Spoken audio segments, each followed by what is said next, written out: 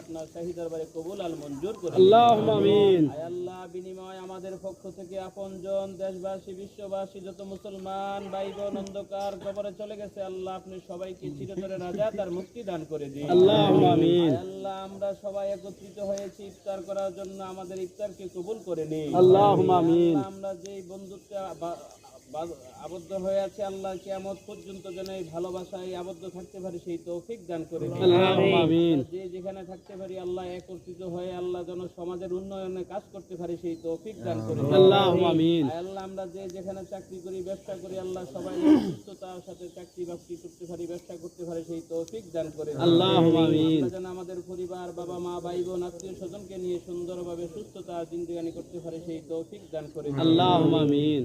اللهم ارحم أمة محمد صلى الله عليه وسلم إن صلاتي ونسكي ومحياي ومماتي